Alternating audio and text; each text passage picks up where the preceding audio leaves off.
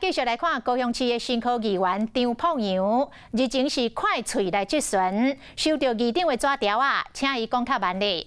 其实哦，讲话讲真紧的，还佫有高雄市经发局的局长廖泰祥。昨这个议会咧进行着财经部门的业务报告，这位局长是愈讲愈紧。 紧甲互大会主席忍不住甲提醒讲唔免赶啦，互你2分钟豆豆啊讲。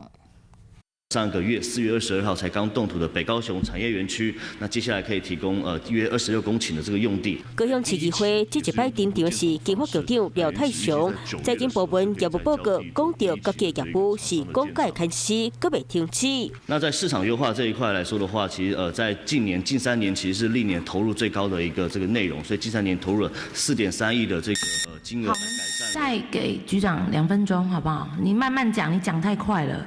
好，内容比较多。好，廖泰祥一直讲，就是惊讲未完。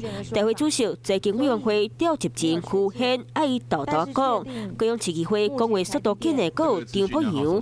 点解议长就摕纸条提醒伊讲话较慢咧？这摆两回共场来比拼。因为目前林副有一个工作小组，那里面包含都发局、公务局、我们观光局等等，其实都在里面有跨局处的一个讨论。那以经发局这边所负责的商圈这一块，中央公园的部分其实真的拉得有点远了，因为我刚讲到的是火车站到美丽岛这一段，但是你刚刚讲到中央公园嘛，那包含我们的三凤中街，其实重点在于说这些商圈怎么彼此之间做串联。廖泰祥平均一秒是5.7字，张凤阳一摆更紧，一秒是7.2字。重点是我还听得懂，唔是我拢听无来，会接半个我绕高语哦。是蛮像机关枪的，还蛮厉害的啦，还可以讲那么清楚。虽然民众勉强要听呼，也不过议员局长啊，为也是讲较慢咧，也无手机老师会比较真辛苦。